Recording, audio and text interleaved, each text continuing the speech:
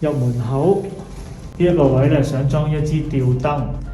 咁吊燈咧，想有一啲咧係有影嘅，可以將呢個空間咧做得華麗一啲。咁但係唔係用水晶，咁係用玻璃啦。咁玻璃有影，咁同埋深色少少，盡量解決咗野塵嗰個問題。入嚟嘅左手邊呢度呢個位會做盒仔燈，呢個位會做盒仔燈，呢度係一個開關掣控制住嘅。之後呢一個位做盒仔燈，呢個位做盒仔燈，呢個位係一個開關掣控制住嘅。然之後會由呢度分鐘做兩粒盒仔燈，佢會同呢一個盒仔燈係攞成一直線，但係佢由另外一個開關掣控制住嘅。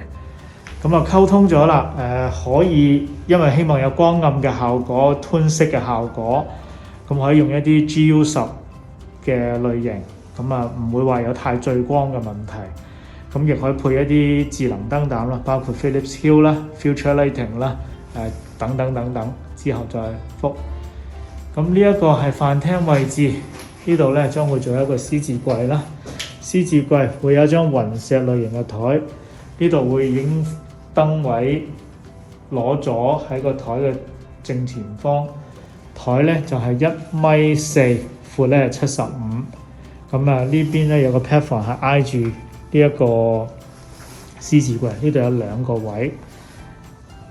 建議咗可以用 Franson 嘅波嘅吊燈啦，或者 Nulus 呢個再後話啦。之後到呢一個位，呢個凹位，咁有個燈位可以做一個盒仔燈都可以嘅，但係亦有諗過做吊燈。但係如果吊燈咧，可能會揀一啲細隻啲，唔好咁大嚿嘅。亦可以構思下會唔會一樣做到有啲影嘅效果喺呢個框度，因為令到呢幅牆睇落去咧會有啲特色。之後到主人房，主人房咧，咁呢度咧會有一個獅子櫃啦，會做呢個壁燈，呢邊又有一個壁燈。壁燈有咩要求咧？因為客人需要有機會喺唔同嘅時間作息，咁盡量做開關嘅時候咧，唔好令到隔離咧殘到啦。本身壁燈係有開關位嘅，兩支都有一個獨立嘅開關位。就揾一啲款式咧，可以譬如做到呢個光暗或者係符合到佢哋生活需要啦。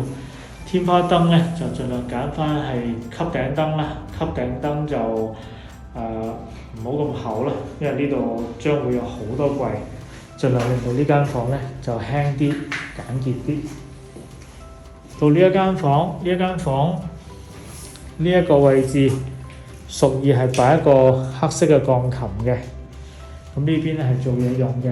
客人已經講咗啦，呢個窗嘅呢一邊係東面嚟嘅，太陽會直入啦。天花呢度咧都係揀翻一啲光光猛猛、粗再容易嘅款式。